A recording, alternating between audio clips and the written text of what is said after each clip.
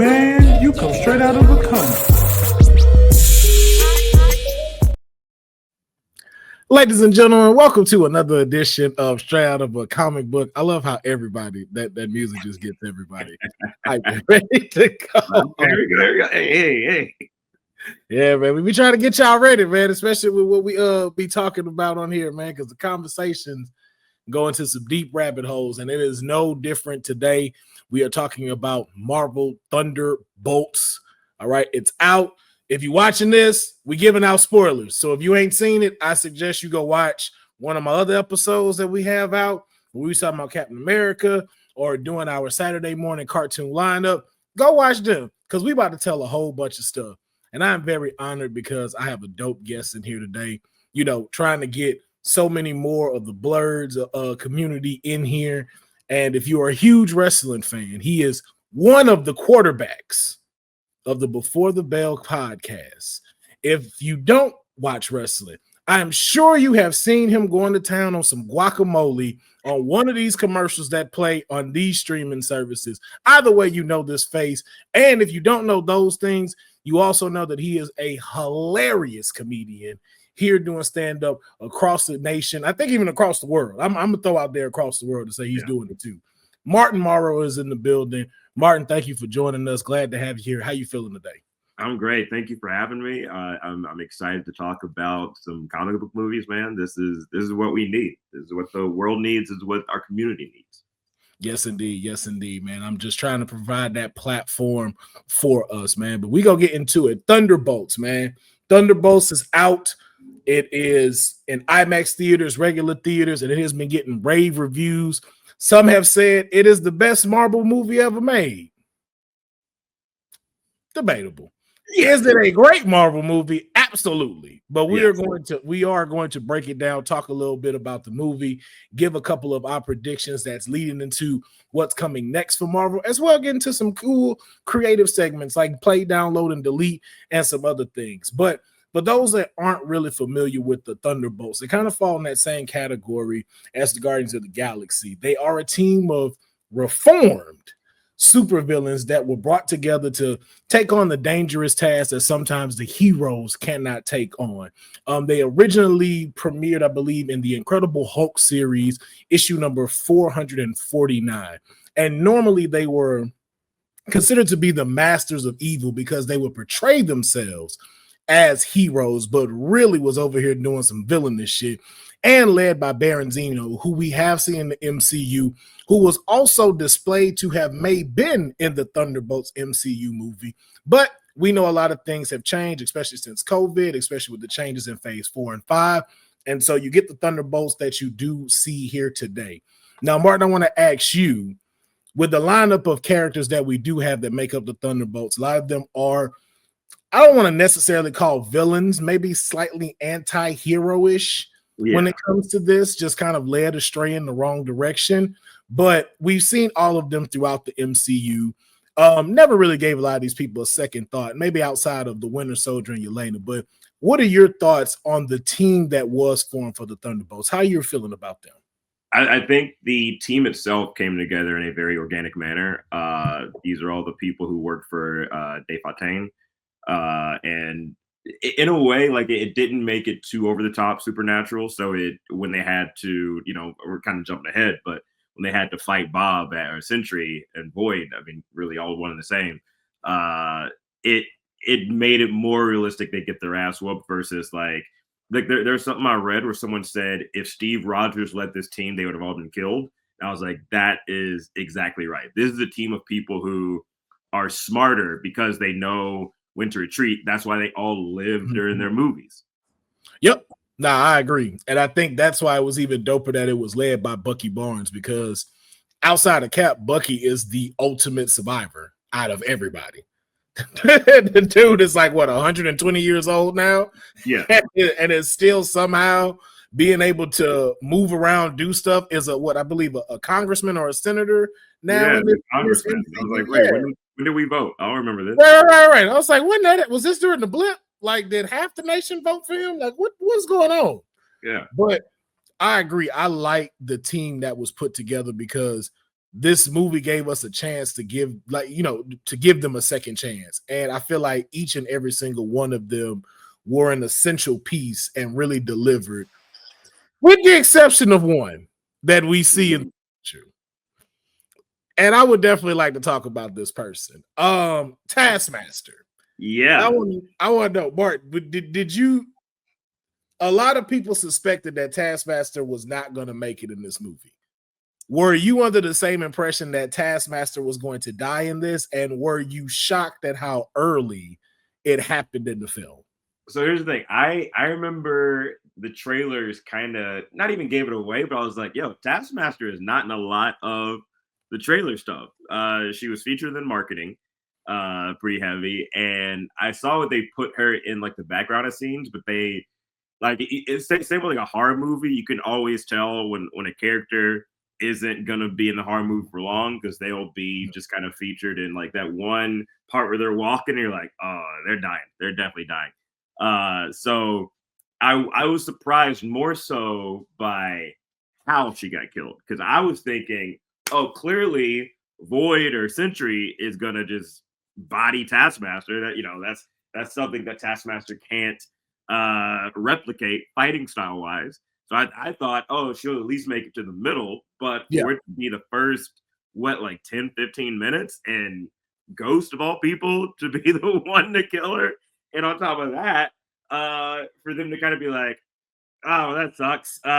She tried. She was a good person at some point. I was like, oh. Not even a good person. She had a fucked up life and she died how she went. Yeah. Like, what? I was like, okay, well, that's what we're doing with this. All right. That is a hell of a way to write her off. Yeah, I was not expecting that. Like, I was like, the first time it happened when Ghost did her and put a bullet in her head, I was like, now all these scenes wouldn't see when she dodging bullets. Yeah. And the upfront close one is what got her. I was like, y'all wild for this. And in the incinerator. So it's like, oh, dead. Yeah, dead. No funeral, no nothing. No. But this opens up now, though. They made it very definitive too. Like, because typically the rule of thumb is if you don't see a body, then you don't know. But like seeing her dead body laid out, they had the blood come from I was like, oh my God, all right, we get it. You killed her. She's gone. She's gone. Yeah. Yeah. But I think what it shows is too of how Kevin Feige is trying to do his best to clean up everything when it comes to us getting ready for Doomsday and Secret Wars, because now with her gone, this leads us to maybe going back to the original Taskmaster, I believe Anthony Masters, and to be able to take up the mantle and introducing him. Now I want to get your thoughts on this because I was talking with some of my folks in the Blur community, bless you. So this might be a good idea because you sneezed.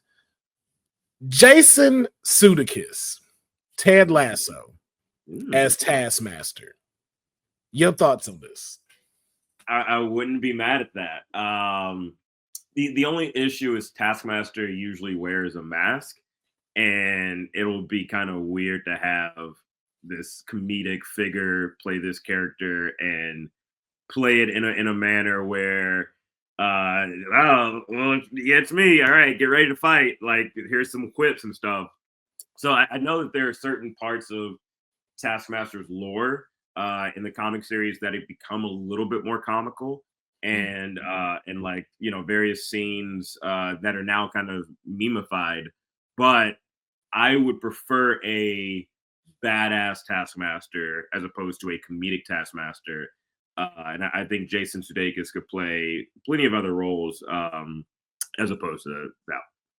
Yeah, you and I are both on the same page. Like, while I did see it, the same thing that got me was the mask part. I was like, Taskmaster don't normally take his mask off. So if you're going to hire someone like Jason Sudeikis, it's like and I'm sure it's not going to be a cheap check to get him there. I'm like, you're not going to have this to where you don't get to see his face and stuff. So I was even saying when we were talking about that, I was like, well, if you were to hire anyone, even though you can't do it because he's already in there, I was going to say the other guy that was the football star that they hired as Hercules for Thor. Yeah, I was like, you can have him in there because we don't necessarily need to see his face. And him as just talking as that, I think would be dope. But I said, I don't think you need to have a major casting for Taskmaster. I just think get somebody that got the physical physique for it, that at least sounds good, and then just cast them as that. And maybe somebody that's not too much of a big name that can start to probably even get a little bit higher of a name just because they're in the MCU. Exactly. So, yeah. So, but now I wanted to know from so seeing this lineup with the Thunderbolts, we've been getting a lot of comparisons with the Suicide Squad and the Boys. And so, what are your thoughts as far as this comparison, as far as this team goes? Because, like you said, this team is like survivors. They know when they're like, "Hey, let's leave. Let's get out of here. We do not need to try to be heroes." And I mean, literally, most of the movie is them saying, "Oh, we should probably get out of here. Like, we should escape this shit." Yeah, it was like, we need y'all to stop this guy, like the Drewski meme. Us. Like, y'all know who we are, right? Yeah, know who we are. But what am I supposed to? What am I supposed to do? This dude can fly. What you want us to do? But I want to get your thoughts though on the setting of where we are right now. So we do know that this takes place after Captain America: Brave New World, and General Ross, President Ross, crashing out as the Hulk, and we're picking up from there. And so one thing I know that I've always been interested in is what is the state of the Earth level of what's going on. Do you feel that this movie gave you a little bit more information on exactly like what the world is kind of looking like on this level outside of the, extraterrestrial space wise, especially after the snap, after Endgame? We didn't really get to see like what's really going on in the world. Do you feel like Thunderbolts kind of gives you that now, especially with them focusing on that we don't have the Avengers anymore? Oh, definitely. And an element that I always try to consider when I watch movies like this, because I think the sort of easy paintbrush is always, well, why don't they just call Iron Man or Captain America or whatever? So yeah, knowing that that our Captain America is in the hospital because he just got his ass whooped by Red Hulk and he broke his wings and stuff. Knowing that Doctor Strange is like out in a weird universe, knowing what's going on with Captain Marvel, how many people are out in space and stuff like that. It on the surface level, it made sense why on this particular day in New York, these were the only ones who were able to save the city or save the world or whatever you want to call it, right? Beyond that, it made sense why so much of it had to be like, all right, we got to clean up a lot of shit because these people are gone. This person hasn't been seen. We don't even know what a Spider-Man is, right? There's so many different elements that really made this come together as this is the time and place for this exact team. Yeah, I agree. And I agree with even David Harbour, who plays Red Guardian. They had asked him a long time ago, and he had said, once you watch Thunderbolts, it's going to change everything about the MCU. This is the one that is going to shape everything moving forward. And I think a lot of people didn't really get what that meant, but you're starting to see it in so many layers now, because especially with the success of the Thunderbolts, this made me see like, yo, okay, this gives the Defenders a second chance, because now it's like you said, we don't have the Avengers, and it's not just this team that's going to be able to do it. And even with, talking about the post-credit scene, which we'll get into a little bit more, we know where that group will sit at.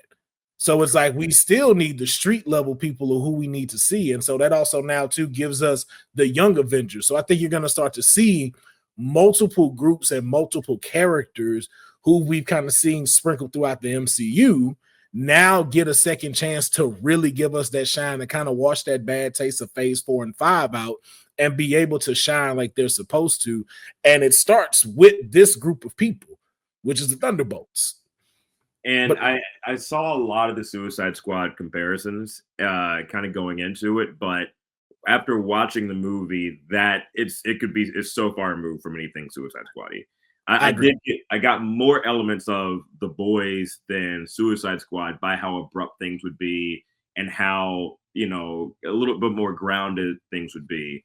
But yeah, it definitely did not feel like Suicide Squad. Like they kind of had everything in their own hands, essentially, as far as like planning and making sure, like, okay, well, we could, because like they could have just killed DeFontaine whenever they wanted. They could just be like, Right. oh, let's murk her. She ain't got no powers.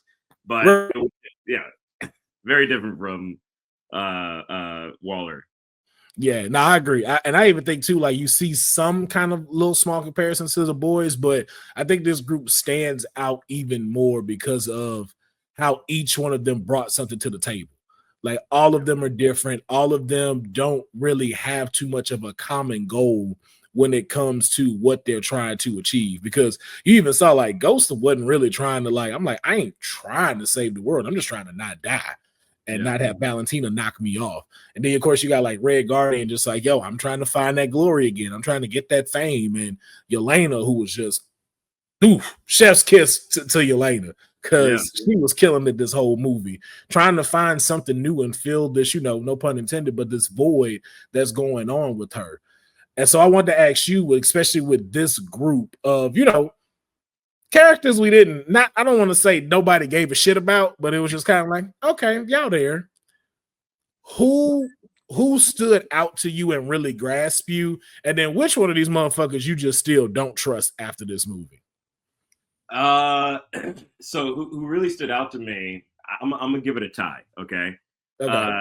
Yelena and US agent John Walker. They both brought an element where I love a good redemption arc, right? I love a good, I just need a second chance. I just need the opportunity to show you I'm a good person and that I'm not gonna let this darkness consume me.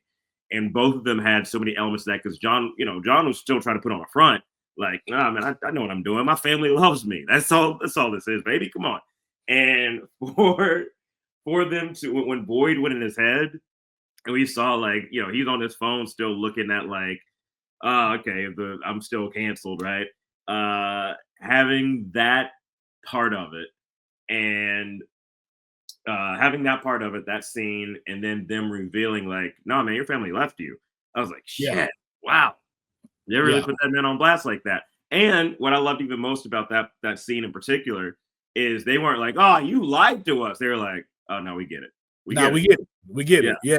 We all sitting here we all lying to ourselves in a way. All of us are kind of telling lies to ourselves. I did too. I know a lot of people like were kind of shitting on John Walker and just like, oh, he was such an asshole. I was like, nah, John did it for me in this, man. He got me back on his side. And then when you kind of break it down too, it's like, let's really think about this. You got a guy who used to be in the army, who's been presented with a very impossible task. And it's like, hey, we're going to make you the new Captain America. When there's already one that's supposed to be Captain America, but we're going to run you off to do this. The scrutiny you already have of having to pick up this mantle and having all eyes on you as that is already enough pressure. Now you're also adding this new super soldier serum to him that no one knows if it's going to work. No one knows how it's going to respond to him because it responds to everybody differently. And the fact that it came out only like him killing and knocking off one person, I was like, okay, this could have turned out way worse than what it could have been. Like he could have turned into Red Skull. And so it's like, you know what I'm saying? So it's like, I think it was like, I think we're being a little too harsh on this man with all of the stuff that he was given. And it really is just like, I'm really just trying to not only make my family proud, but make myself proud and actually do something good. And to be something to where it's just like, dang, every time I try this stuff, it's just not going the way I need to. Not to say he's not an asshole, because he is an asshole. But it's like how they say in Hot Tub Time Machine. He could be our asshole though. Like we ain't gotta cancel this man a second time after this movie. But yeah, I don't think US agent being treated like a full a-hole for the rest of his term there needs to happen. I feel like he redeemed himself in this movie. That's just my he was Buzz Lightyear. I mean, that's the best comparison I can give it. He came in kind of with an idea of who he was supposed to be and presented as. And he just got humbled real quick by the other toys around him. and essentially he was like, all right, let me fall in line. But at the same point, at the same token, I know who I am. I know what I'm capable of. And I know that I can redeem myself and help people out. And to answer your second question, as far as who I don't trust yet, I mean, we saw that there's still the void inside of Sentry and inside of Bob. So the whole reasoning as to why he can't use his Sentry powers and why he's just like cleaning up the Avenger Tower is because oh boy could still pop off at any moment. And I'm honestly looking forward to whenever we get the Void versus Dr. Doom. Yeah, I can't wait to see that. And I'm gonna get into the Void just in a second. Yeah. To answer mine, I'm kind of the same way. I'm Yelena, U.S. agent. It's a tie for me between U.S. agent and Ghost though, because like I'm so glad they brought Ghost back and we got to see her. Like I really want to see a Marvel Presents with her, like an hour special or something, just featuring her. Because I just think like there's a dope story there, and I like the actress as well. The person I don't trust though, it ain't Bob. I do not trust Bucky for nothing in this world. Man. Bucky is so wishy-washy. Like, I do not trust this man at all. Because, like, how you gonna get down with these Avengers, but then say you sitting here repping for the new Captain America? Like, what kind of shit is it? Like, bro, like you always jumping ship. Yeah, but you know, why wouldn't you? You could be a part of the NWO and DX. So why can't he rep everybody? Because he ain't repping everybody, and he always leaving something in his wake and be kind of playing this victim thing. Not to mention, he's probably way worse than Bob switching over. Let me not say that, because when Bob goes to the Void, that's a whole different thing. But Bucky is like 7 words from flipping out.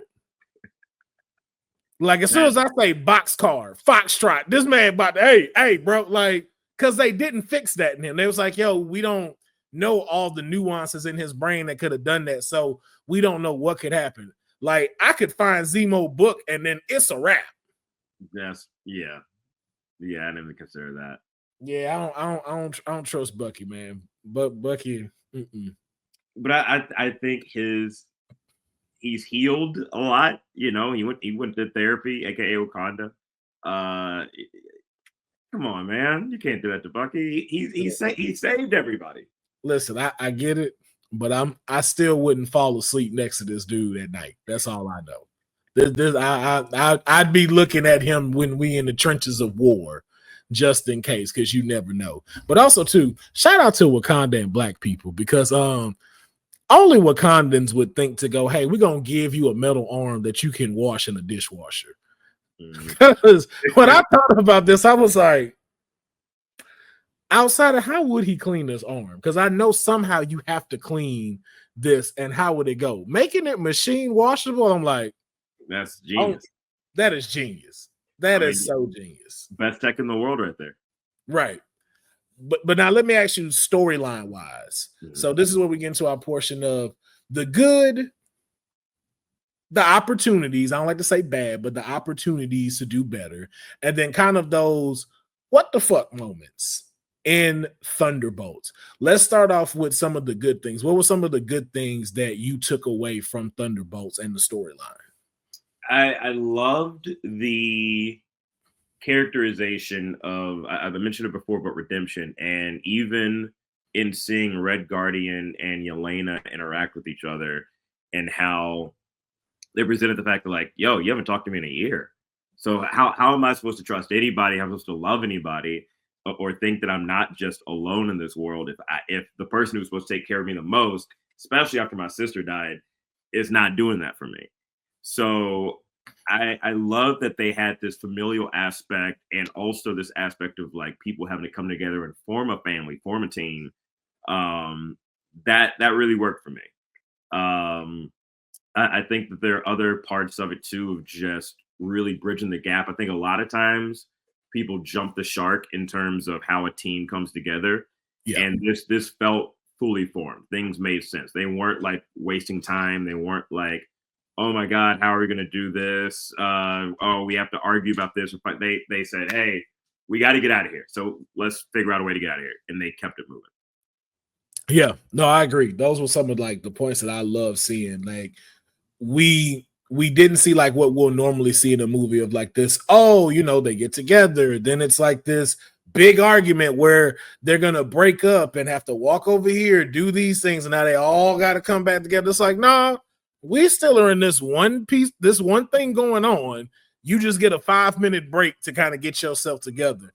I love that about them and them understanding that I need you to get to the goal I'm trying to get to. Like even watching them in the furnace, it's like I had to trust Ghost to come back. Yeah. And Ghost understood I can't get out of here by myself. So I do have to get y'all out of here. And it was like, I love that roller coaster of like, okay, are they going to be assholes or are they going to show some redemptions pieces within this movie? And they were doing it. And then just like how you said, Yelena and her dad, oh my God. Like when she said, Daddy, I'm so alone, I was like, ooh, I was gutted. Like, come on, don't have me crying in this theater right now. Come on, man. Thug tears for real. But I loved it because they still show you how important Black Widow was to the both of them. And it also shows you too, to Yelena's point, because you know, like I had just finished watching Black Widow a couple of days ago, and it still gets to me about just how much of an impact 3 years can be for somebody. Because at first you kind of shrug it over, like, you know, like, why is she still so attached to her?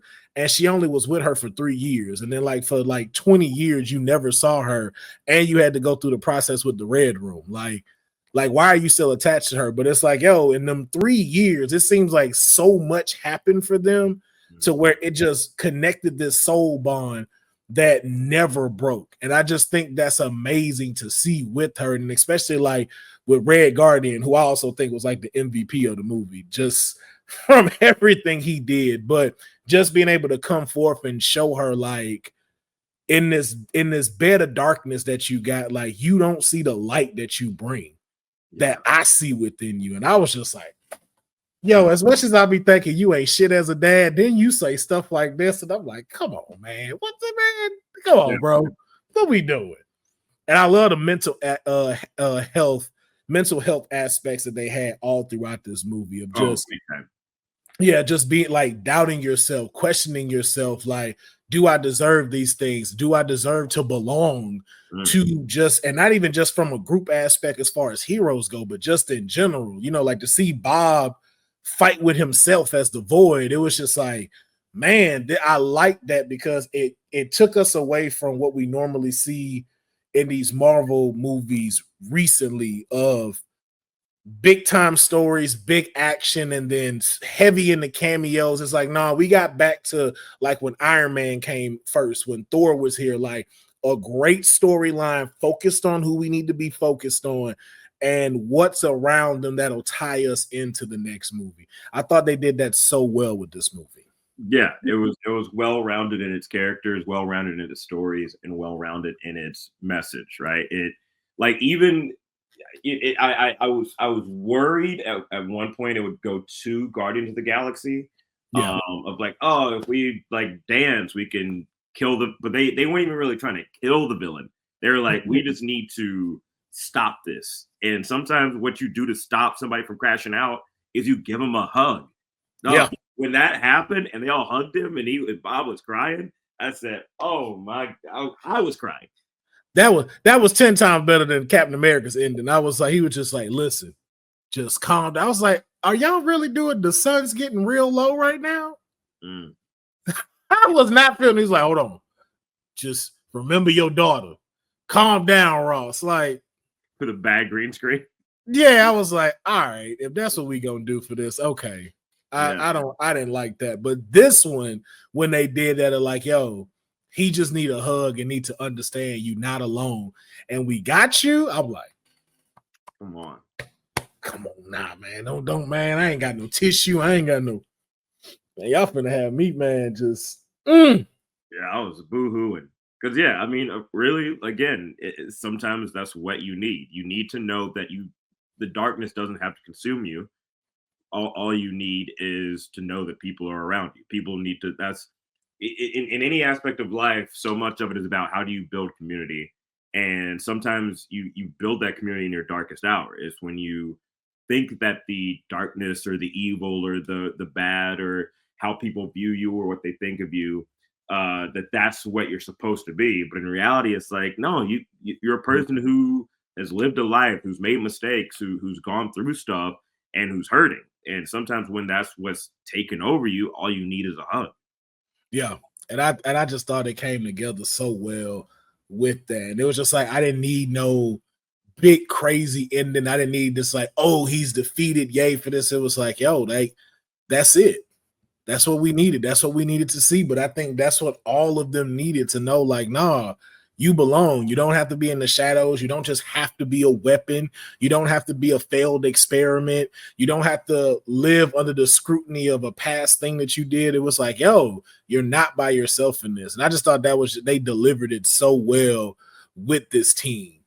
But now we get into what I like to call the opportunities. It's something that I learned at Apple. Rather than telling them like, yo, this is what you bad at, it's like, no, this is what you have an opportunity to get better at.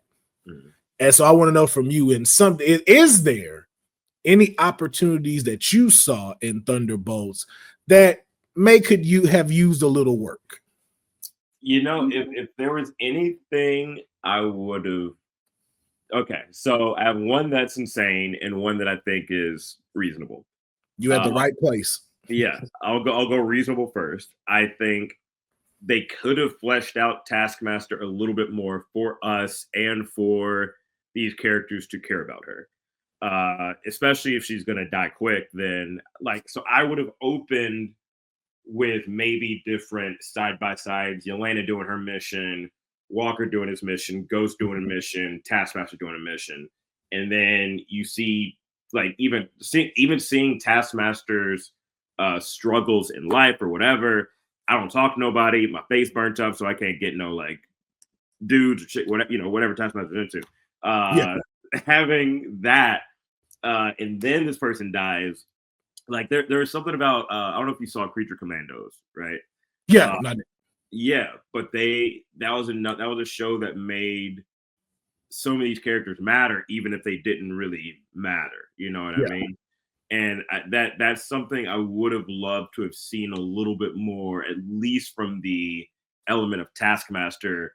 Because if you kill her off and she's just been in one scene fighting people, then it's just like killing off a grunt. You know what I mean? Yeah.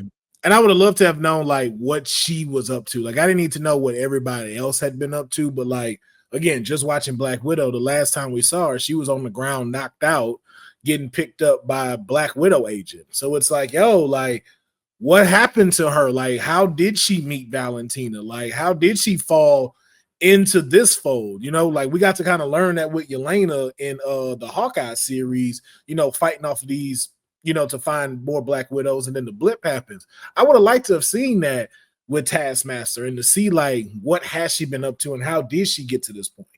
Yeah. And my more ridiculous one, I'm always, when do they poop? When do they go to the bathroom? There's got because here's the thing, man. They were in the little furnace. I was like, okay, so that probably took them. They did the countdown. They're probably in there fighting for 10 minutes. There was 2 minutes of, 2 minutes of that. And then, so I know they didn't shower. So it was at least 2 or 3 days they didn't shower, right? They weren't clean. No, Bucky said we're going to send for a helicopter to get us here to New York. Helicopters typically don't have bathrooms on them. Then they went straight to go fight Sentry. So I was like, okay, they still look kind of dirty and musty from when they were in the desert. I know they ate the cactus.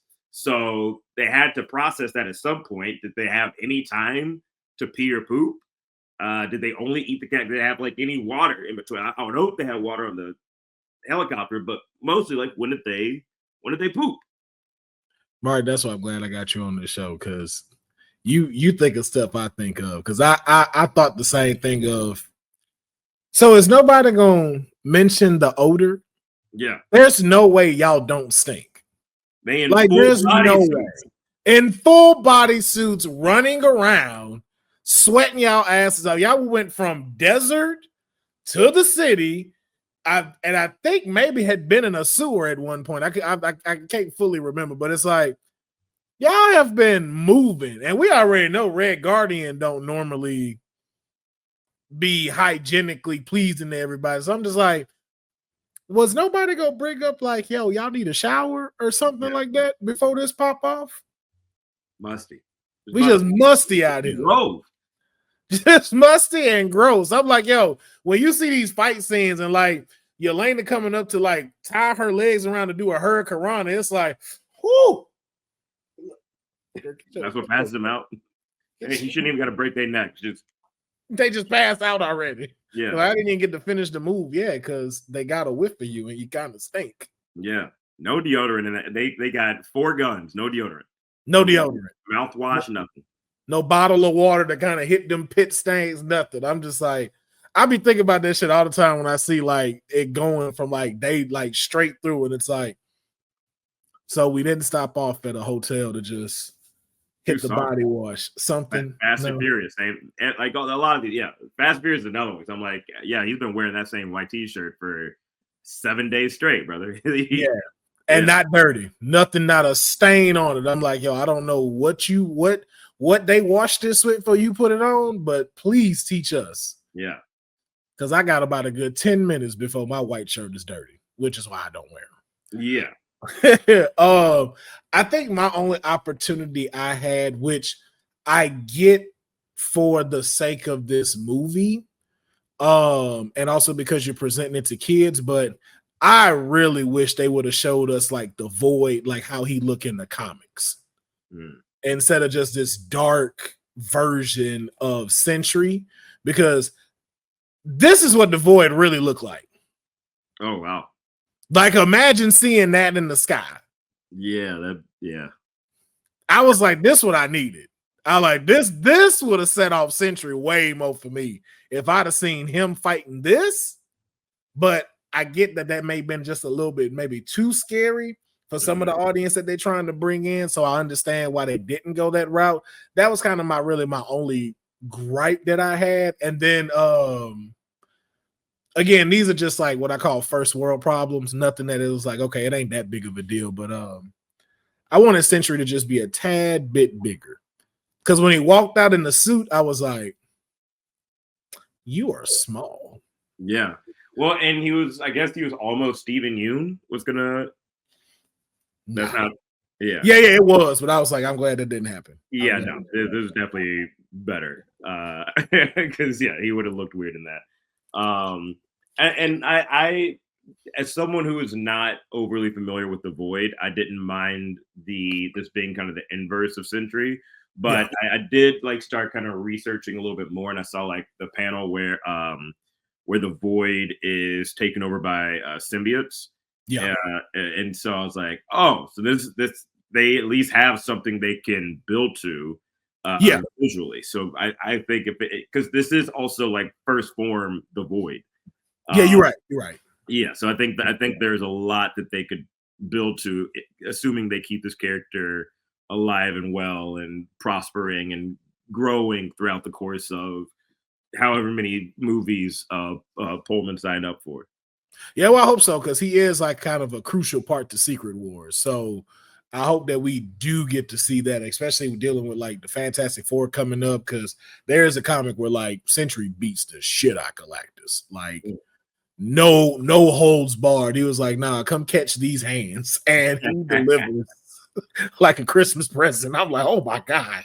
So hopefully we'll see that. But like you said, this being the first like the baby phase of it, it's just like, yo, it works. And I get it. That was just again one of my like I would have loved to seen that fully from what I know about the comics. And I think seeing that more evil side would have been dope, especially when we see them go into the Void and have to deal with all of their stuff. I think we would have got something a little bit more sinister from it. But again, like you said, this is just the first rendition of him. So it's like, as it starts to progress, maybe when they do have to go back into that Void, it looks a whole lot different because he's a whole lot different. So I think it's dope for long storytelling. Yeah, and I wondered too, what did that little girl do? Because when the Void snatched her up, I was like, did she? Wait, what is her trauma? She's Yeah, like, what's her trauma? yeah, She stole out of Walmart one time, and it just wasn't. It was downhill from there. Yeah, Or she got lost in a toy store or something. Yeah. I was like, what was her trauma? That'd be great. Yo, that'd have been a great kind of post-credit scene too. To just know, like, what was the kid's trauma when she went in there? That'd have been dope to see. But we're gonna matter of fact, no. So I did have a segment in here where we were going to rate the suits, but I was like, well, and then myself was like, it would be a huge miss on my end if I did not tie wrestling into this in some way or some fashion.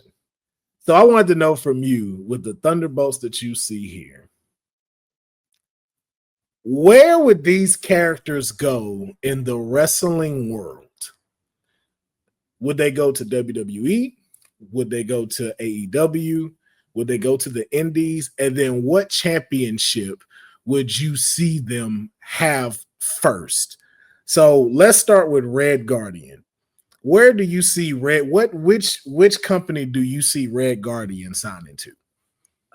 Red Guardian, he's a little bit older, but he's seasoned. He had former glory.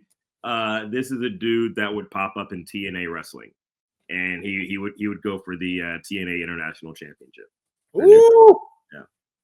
See, I'd have been so dumb if I did not ask you this. And the fact that if I'd have missed this opportunity. Ghost. Where do you see Ghost signing, and what championship do you see her having her eyes set on? Ghost would be a little bit underutilized, but I think that she would end up in AEW, but more so on their Ring of Honor roster, and she would go for the ROH, like the women's pure title. I can't wait to make this clip. I can't wait. Taskmaster, even though they killed her off, she's still gonna get her flowers. Where do you see her, and what title do you see her going for? So Taskmaster, very skilled, very equipped, but doesn't have good talking skills. So she would start off in NXT, but would get released, and then would go to AEW. And I think that's where she'd kind of find her flowers, and she'd go for the TBS title in AEW. I like how you got a whole storyline for her getting let go and then getting back. I got to pick up them contracts, man. Hey, it fits so well to her Marvel story too. Yeah, it's like it's consistent. Let's. I'm very interested in this. Bob, where do you see Bob going? All right, so Bob would start off on the Indies. And then he would get on steroids. He'd get bulked up, become Century, and then WWE sees this. They pick him up, and then they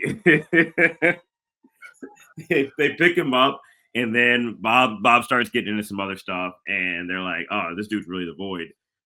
So they push him for the World Heavyweight title, like contendership. But they would have to drop him down and be like, yo, we might have to just make you like more of a US title contender. I can see that. I can definitely see that. Because they be kind of iffy with these mythical creatures now. And if he started hitting the Void, it's gonna be like, we can't fully sell that would make you the world champ. Yeah.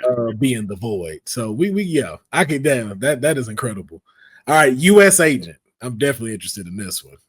U.S. Agent. So he would be a former WWE champion that people didn't really get behind.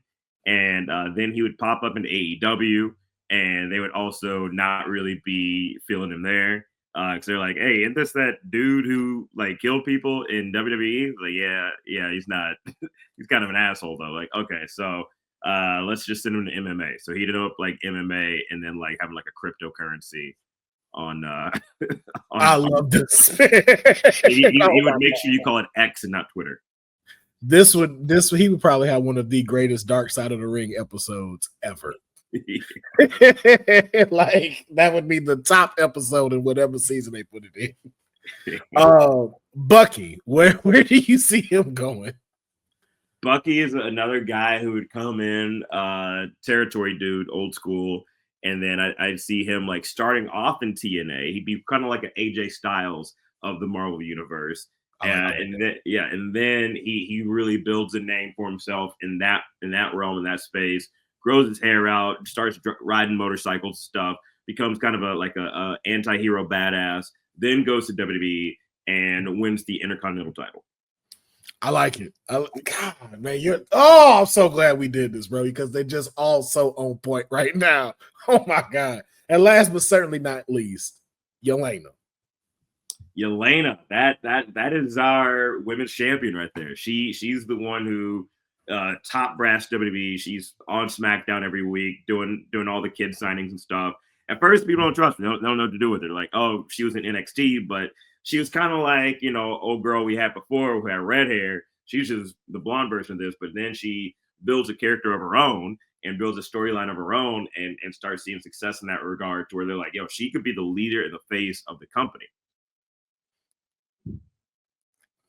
No notes. Thank you. No notes at all. I don't even want to give where I'm putting these people. That's the clip right there. Thank you so much for that. I'm telling you, thank you so much. That was super incredible. If you're watching this, let us know in the comments below where y'all would place these characters if they were wrestlers. Good luck topping that, though. Definitely good luck topping that. Now, there's another segment that I usually have on here, which is called Play, Download, Delete. And if you're familiar with, F, Marry, Kill, it's just a little bit of a switch up. So what I like to do is, especially for talking about comic books and movies, I always like to give you three categories or three options, and you will pick which one you would play immediately, which one you would download for later, and which one would you just completely delete from history. And of course, since we're talking about the Thunderbolts, this is centered around Marvel movies. And so your three options today are the Thunderbolts, Guardians of the Galaxy, and Avengers Age of Ultron. Okay. I'm going to play Thunderbolts. I thought that this was at least top 5 Marvel movies of all time. I really enjoyed the characterization, and I think that it's one of those movies where you'll find something new and different every time you rewatch it. So yeah. I would play that immediately just for that sake. I would download Guardians of the Galaxy. I think because the story is already has been completed, and it was one of those stories that just kept ramping up and getting better and better over time. I would love to rewatch it, but I don't have to do it right now. You know what I mean? I'll watch it on a plane. That's a good plane movie right there. I'm gonna delete Age of Ultron the same way they deleted Quicksilver.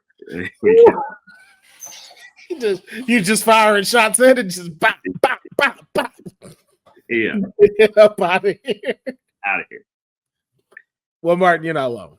You're not alone. We are pretty much in the same standings. I'm playing Thunderbolts for the exact same reasons. You'll find something dope. Guardians of the Galaxy, I think, still is one of the best Marvel trilogies that they've had. And I will debate that anytime, anywhere. Age of Ultron, you try it again. Let's reboot it. Since y'all reboot other things, let's reboot Age of Ultron. Let's give it another swing. And this time keep Quicksilver in there. And maybe kill off Barton. I wouldn't be mad at that. Yeah. Or don't kill Ultron yet. There's a lot of things they could have done. Like I like what If tried to do with Ultron, but then What If just became so what ify of like, what if Black Panther had Iron Man powers? Yeah. Like, where are we going with this? And then it's like, oh, now the Watcher's involved. I thought he just supposed to watch. Yeah, that's his whole name. Yeah. Go watch. Yeah, what we doing? Now he interact. He's not the interactor. What's going on? We won't even talk about season 3 because that was just way too much. But let us know in the comments which one would you play, download, and delete between the Thunderbolts, Guardians of the Galaxy, and Avengers Age of Ultron. Just in case you didn't catch it, we're both in the same boat. We would play Thunderbolts, download Guardians of the Galaxy, and we deleting Avengers Age of Ultron just because they killed Quicksilver. Yeah, just get us to the end game. Yeah, just get us to the end game. And then also let Ant-Man create Ultron, not the way y'all did it in the movie. Let's really make it happen the way it happened. So but now we get into the fun part. This is my phantom casting where we start really getting into our creative minds and start going into the what if possibilities, going down the rabbit hole. Now, for this, we know that there have been several members of the Thunderbolts in the comic books, but I want to know from you, although we did enjoy who they did bring collectively for the live action version, I want to know if you were at the helm of the Thunderbolts live action movie, what MCU characters would you have cast to been in the Thunderbolts? And we'll do 5 of them. So if you had to select 5 characters for your own Thunderbolts, which characters would you have selected? So honestly, I would have kept most of it the same, but I do love Norman Osborn's Iron Patriot. Because he's so you like when you asked earlier, who do you not trust on here? He's always got something else he's like cooking up, and he's always like trying to kill somebody or do something sinister under the guise of being good. So I definitely would have figured out a way to, and I like was it Coleman Domingo's depiction of I was just about to ask. Ooh, you took the question right out of my head. Which one was you going with? Yeah, so that would have been my guy right there. So okay, so that means you enjoyed the ones that they did put together, and just in addition, you'd go with Iron Patriot. Yes. Okay, and so I actually did, because you told me about the casting thing. I did something a little bit different. I made a '90s version of the Thunderbolts with this cast, or I used a casting with the Thunderbolts from this movie, but if we made it in the '90s, okay. So I'd like to rattle this off for you now. All right, well, shoot, let's go then. Let's hear we had a cast. Let's go. Who you starting off with first? So in the role of Yelena is none other than the charming Sandra Bullock. Mm-hmm. Yo, Sandra Bullock as Yelena in the '90s too? Come on. Well, see, now I got to know though, who did you cast as Black Widow to play her sister? Julia Roberts. Right once there. Once again, no notes. We win an Oscar over here. You know, yeah. That's what we're doing. We get nominated. We're getting at least a nomination. Yeah. For Bucky Barnes, Brad Pitt. Yeah. With the arm? Oh, yeah. Shit, with the arm? Oh, man. Right after 7 just dropped too at Fight Club? Heartthrob. Oh. As Red Guardian, Gene Hackman. R.I.P. Ooh, yes, R.I.P. Ooh. People sleep on Gene Hackman as an actor. Oh, and he would have really brought a lot to Red Guardian. I think he would have made it this success just like David Harbour did for this one. I like that. Yes. As U.S. Agent, Bruce Willis. Yo, this budget. We're spending a lot of money. This is a lot of budget. Wait, with hair or bald? Let's go. Okay, with like little like thinning hair. Okay. Because again, I like both versions of Bruce. I like hair Bruce, but bald Bruce was also getting that work in. Yeah, and I think what will add to it is if they keep insulting him about his hairline and stuff, and then when they do the 6 months later, he's completely bald. Oh yeah, with the beret on too. Yeah. And then as Ghost, Vanessa Williams. Whoo, just her fight scenes alone. Oh, sir. After seeing Eraser too. Oh, yeah. Yes. Susan Sarandon as DeFontaine. Yeah, you trying to get an award. You trying to get an Oscar for real. Yes. And then playing the role of Bob, Bill Pullman. I mean, listen, keep it in the family. Yeah. Keep it in the family, right? It's right there. You know what I'm saying? Although a second contender would be Keanu Reeves. I could so see that. Yeah, I could so see that. I could definitely see Keanu, like a young Keanu Reeves being Bob. Oh, that would be great. Yeah. Sheesh. This movie is like $300 million off top just for No, we're spending a lot of money. But we getting an award. Oh, an we're award getting awards. This movie selling out. This is gonna run the summer. Okay. Yeah, that's it. Like it's over. Like I wouldn't. If I was a movie part, if I was making movies, I'm not dropping in the summer. Be like, listen, fall. That's where we gonna make our money because Thunderbolts got it for the rest of the summer. This is blockbuster right here. Yeah. Oh, that is. And all these people know. Maybe Will Smith will make a cameo as Captain America. We don't know. We don't know.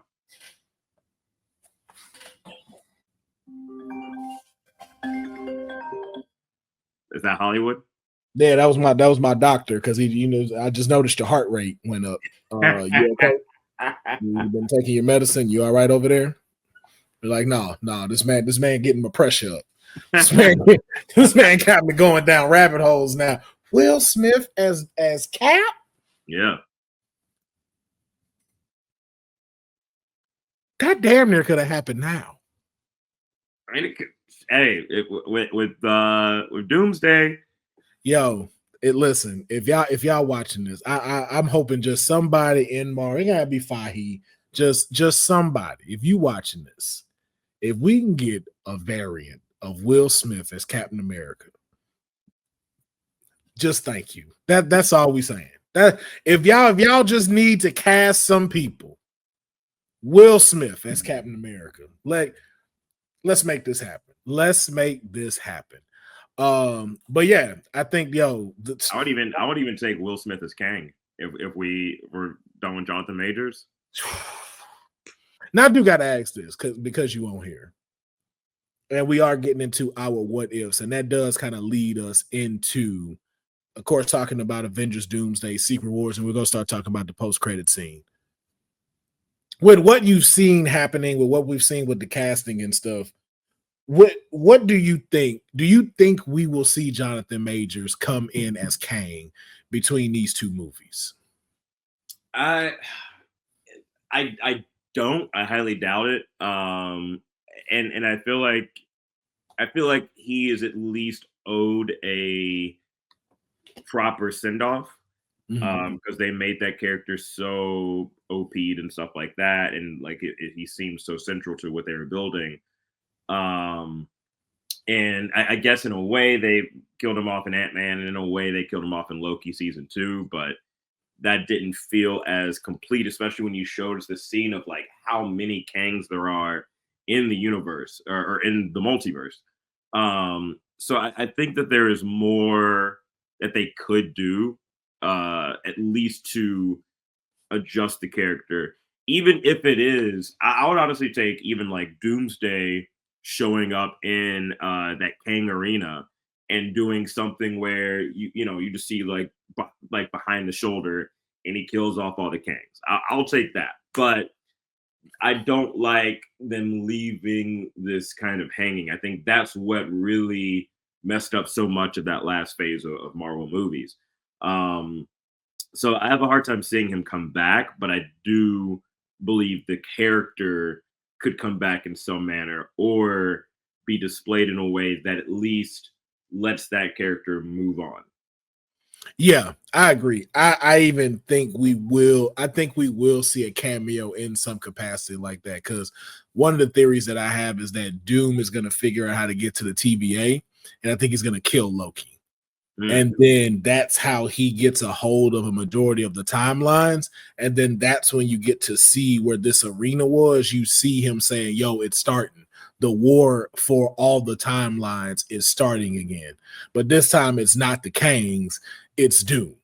And then you see Doom come in and just wreck shop with all the new powers that he has. Yeah, I love that. That's what they do. And honestly, whatever they do, if these movies are 4 hours long, I'm fine. I'll sit through it. Right.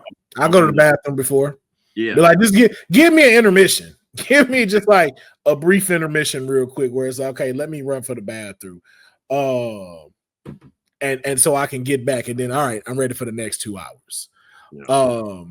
But I do hope they do something like that, or something where we have to deal with time and we see Ramatut in some form or fashion, because I started breaking this down now with how the Avengers did this. Well, how Kevin Feige did this with the Avengers.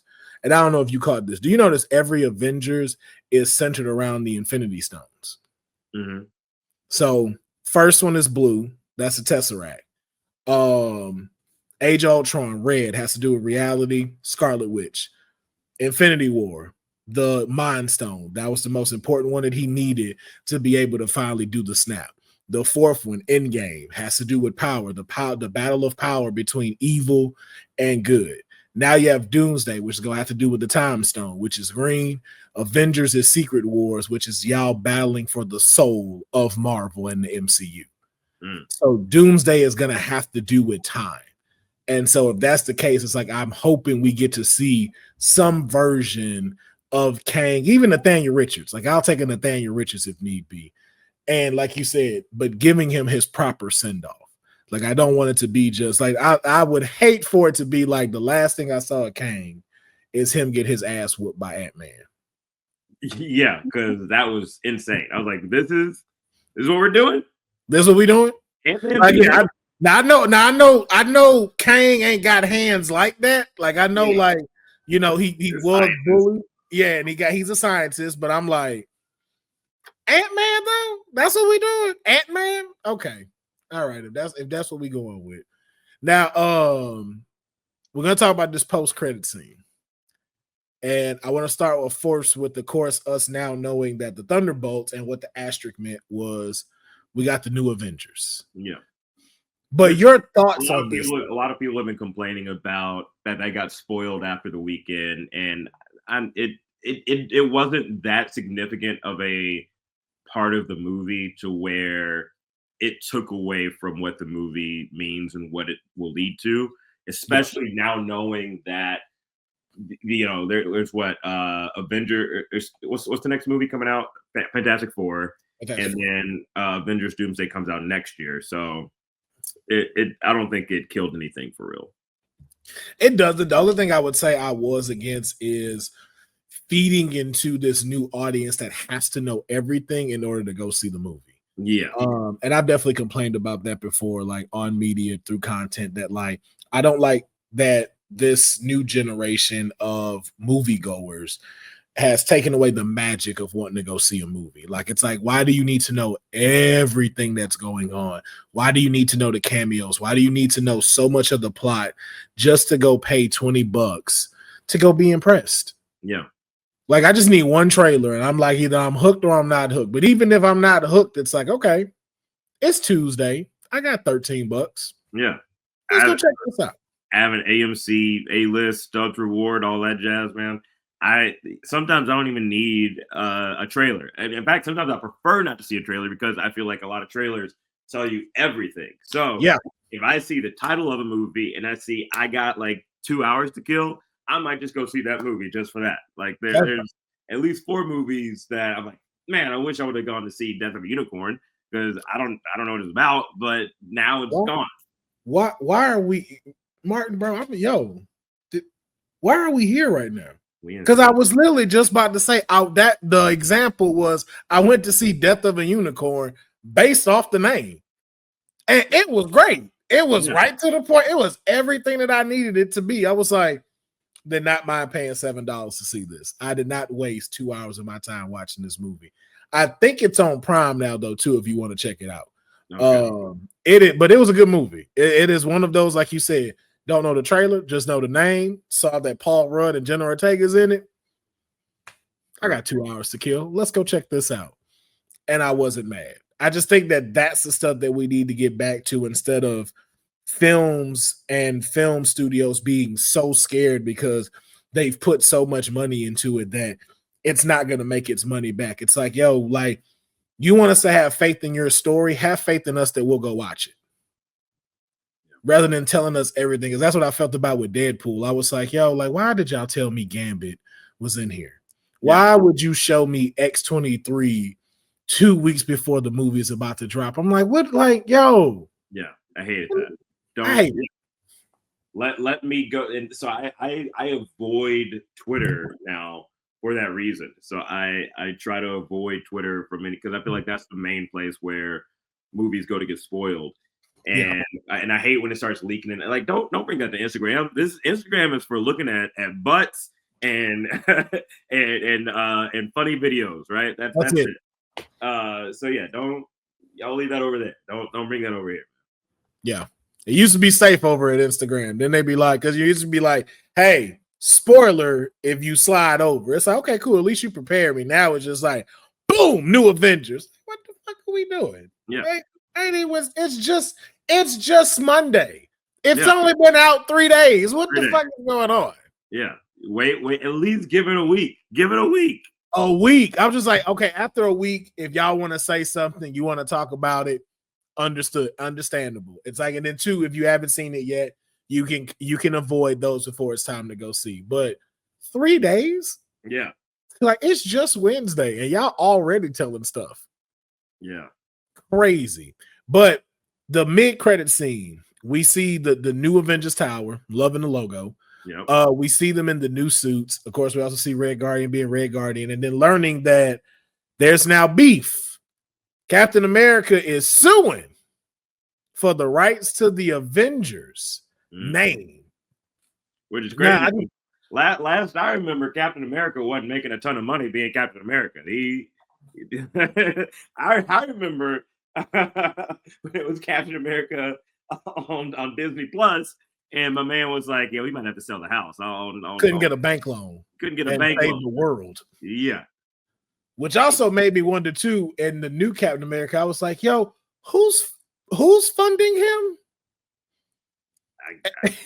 Yo, because when I seen their office and like Falcons, the new Falcon setup, I was like, "Who's bankrolling this?" Yeah.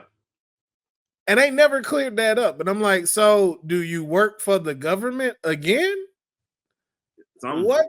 Something. I'm like, who is your sugar mama that's going ahead and just paying for all of this? Be like, you need your shield wash, baby. I got you. You got to GoFundMe for Captain America doing OnlyFans. That's what's going on. That's what's happening. But like your thoughts that now, like this is gonna start becoming like kind of a situation between the two, and especially how the new Avengers were feeling learning this about Cap. Like, where does that sit with you, especially leading into Doomsday and Secret Wars? I mean, it gives it a sense of internal conflict, similar to how we had with Avengers Endgame and Infinity Wars, having come off of Civil War, where Cap and Iron Man weren't getting along. So I think for a new generation and a new phase, you do have to have that. How do you get these people to come together and trust each other to fight this, conglomerate of villain? And I think with there being beef, and that'll also probably add a little bit of brevity, because I feel like Doctor Doom is such a heavy character, and I feel like he's going to kill a lot of the people that we have grown to love over the last probably 30 years. Because I mean, they have people from X-Men that are going to be in this movie. So yeah, I think it's gonna be it's gonna add at least elements of like internal conflict resolution and brevity that will be necessary for whatever chaos is about to go down. Yeah, I still have my theory that everybody that they announced for Doomsday, over half of them are gonna die in this movie. I feel like majority of them are gonna get killed off. That's why you didn't see some of these other people get announced like that, like Spider-Man, Strange, and all of them. I was like, all these people about to die. Yeah, by the hands of Doom. But I agree. I like it too, just because it also starts to have us dive into some of the stories that we know from the comics of different names, like the New Avengers, the West Coast Avengers, the Mighty Avengers. And it's like, hopefully they maybe start playing off of that a little bit to be able to go like, hey, here are the different tiers, like even the Young Avengers. So, because we still have them like kind of circulating and seeing what's going to happen with Kamala Khan, Kate Bishop, Ant-Man's daughter, and what will they be recognized as? Will they even want to be called the Young Avengers, or what they want to be called? I think they were naming it like Young Champions or something like that. That was supposed to be the series that we're going to get.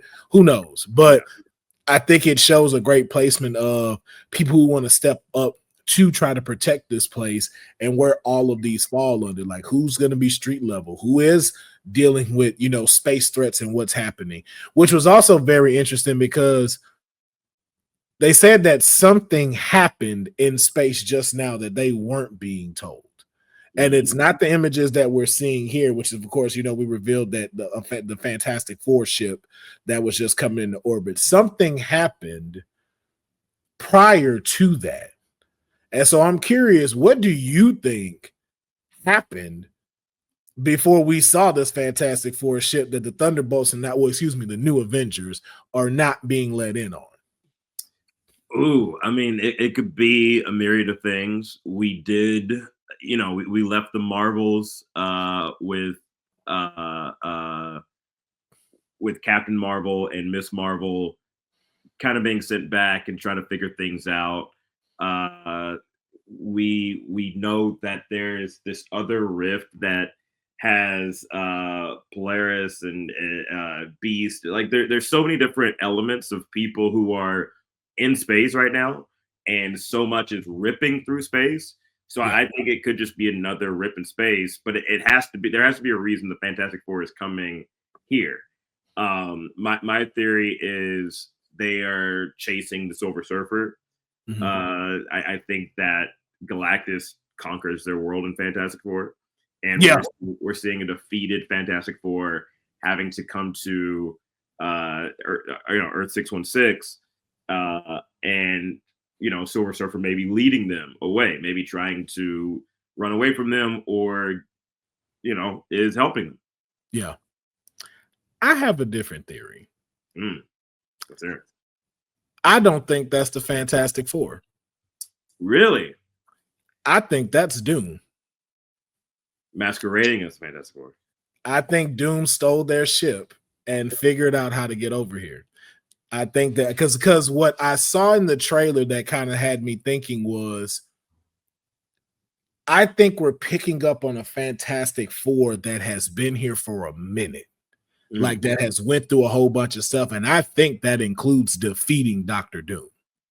So I imagine Doom maybe being somewhere held up in the Baxter building in a prison as they're watching him and stuff like that, and just kind of keeping him at bay, because I feel like they've had their challenges. I feel like this is their biggest one they've got, and this is the one that they're just not going to be able to protect them from after everything they've done to try to help them within maybe the last 5 to 8 years.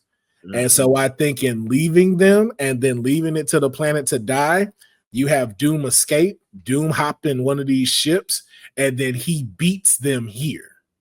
And then we now start to get that storyline of what we have with Iron Doom, because once he gets here, everybody mistakes him for Tony.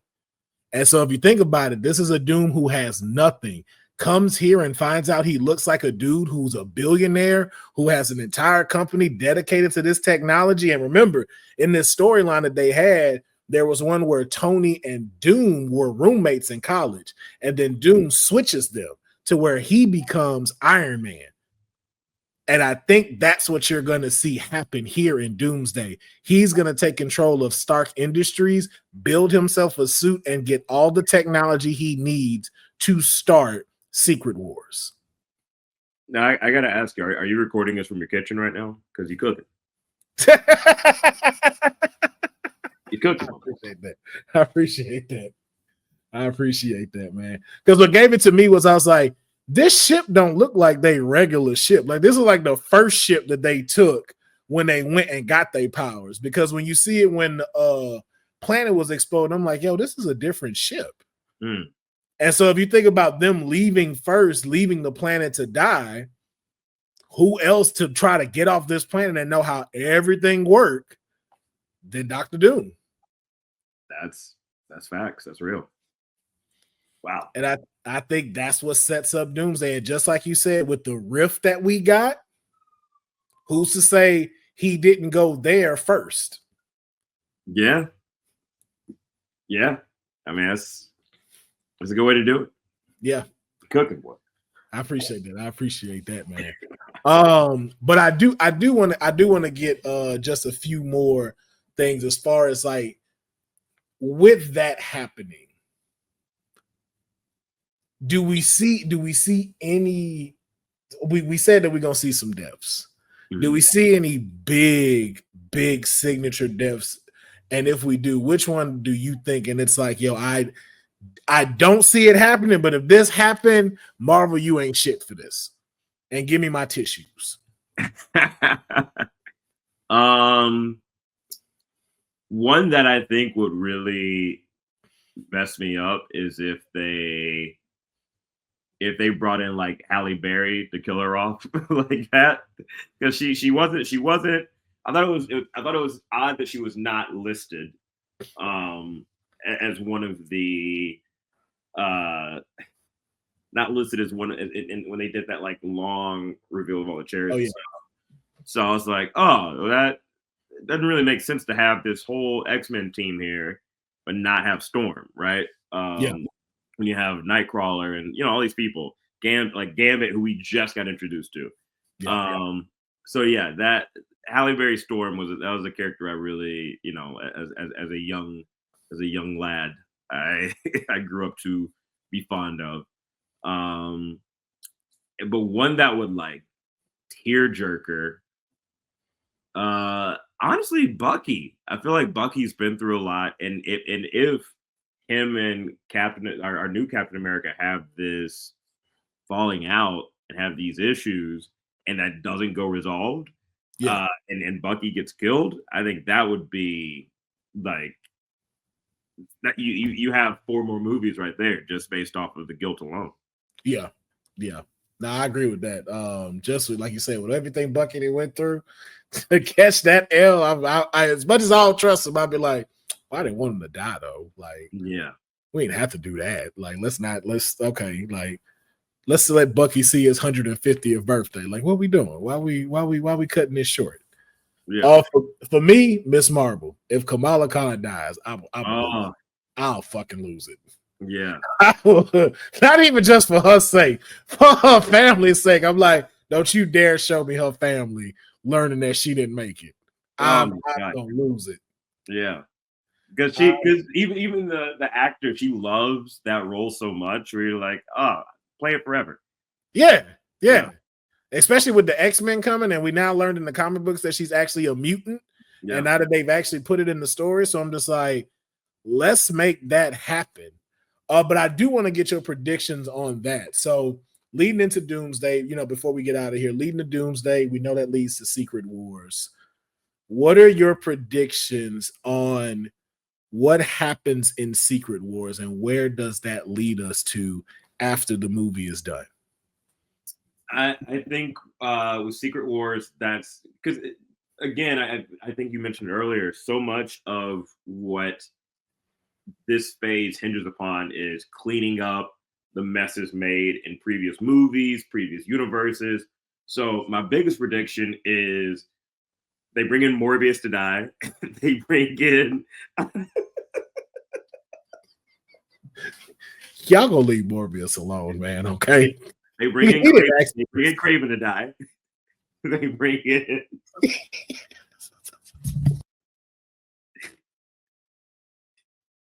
They bring in Madam Web to die. Hey, I do that for a good long 15 minutes. I'll take that. That'll be the highlight of the movie.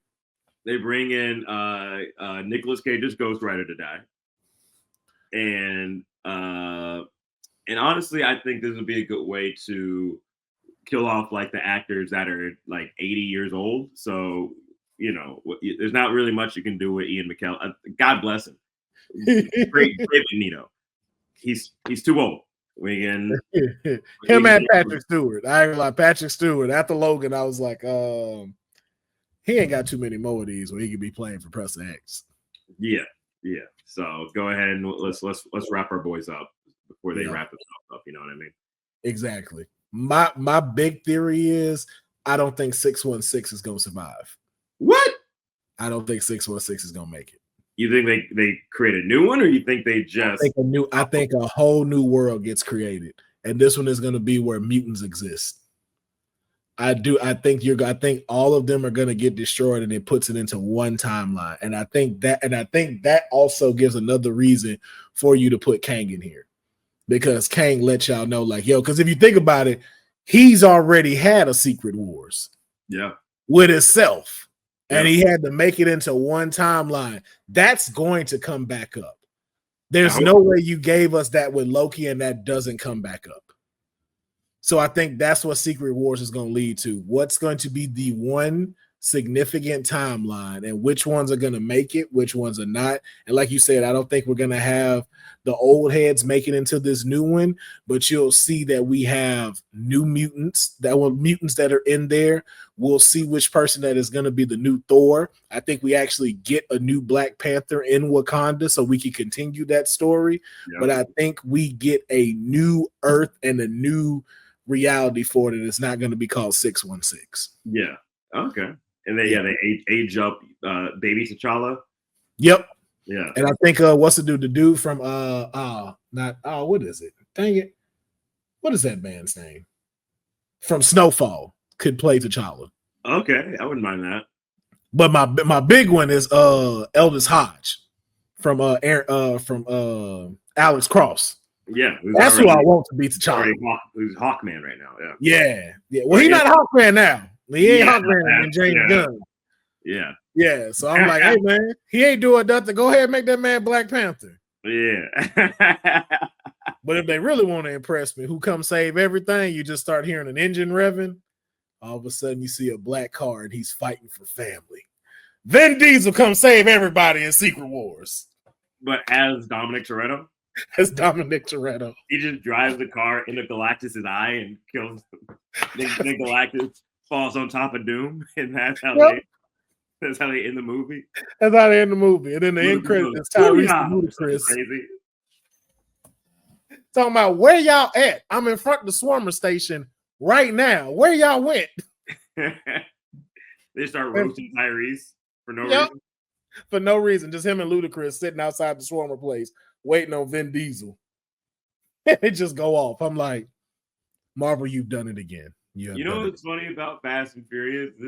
But like the fact that that's the only like multi-movie staple where we only still call people by their actors' names. Like that, he is not. That's ludicrous. That's ludicrous. Paul Walker. That's only Vin Diesel get called Dominic. That's it. We call everybody else by their real stage name. Yeah, we know Dominic and Letty. That's it. That's it. If you were to tell me $1 million, what is Tyrese's character's name in Fast and Furious? I've just lost $1 million. Yeah. Because I couldn't tell you to save my life right now what his name is in this movie. I think it's something with an R. That's all I remember. Do not know. Ronaldo, I have no clue. Something. That sound about right. Sound about right. So, but man, ladies and gentlemen, this has been another great edition of Straight Out of a Comic Book, man. I'd really like to thank my guest today, Martin, for coming through, man, taking the time to join me. Gonna definitely have you on the show more. Like you said, man, I want this to be a platform where folks like ourselves get a chance to come nerd out, to come talk about these things, because there's not too many platforms that do it. So I'm definitely glad to have you here. But before you get out of here, I always like to make sure folks that are watching this know where to go to follow, support you, so you can continue to do the things that you love. So please let them know, where can they follow and support you? Hey, follow me at Martin M. Morrow, spelled like tomorrow, on Instagram, TikTok, all that jazz. Check out our wrestling podcast, Before the Bell podcast. Me, CT, Chris Burns, we hold it down each and every week talking this week in wrestling. So if you're a wrestling fan, if you know a wrestling fan, please let them know. Subscribe over on our YouTube channel at Late AF Productions. And if I post all my shows on my personal Instagram page. So if you're in Seattle on May 30th through 31st, come check me out. We'll be at Club Comedy Seattle. Yes, indeed. Yes, indeed. And y'all know where to find me. Will Pharaoh, Pharaoh, across all socials, with the exception of Facebook. It is just W Pharaoh. Make sure you support my YouTube channel as well, where you get to see my wrestling podcast as well, the Kayfabe podcast. Definitely got to have you on there as well when we do our fantasy bookings and all kind of stuff like that, as well as the Strata Comic Book YouTube page and RK Tokens. Keep supporting, and then look out for the merch store, Crown and Cloak, that is coming very soon. You want to check that out. Have a whole bunch of merch on there for y'all to buy, and that is the best way you can support all the content that I am putting out. But once again, thank you for checking out another episode of Straight Up a Comic Book. Like, comment, and subscribe, and we will catch you next time.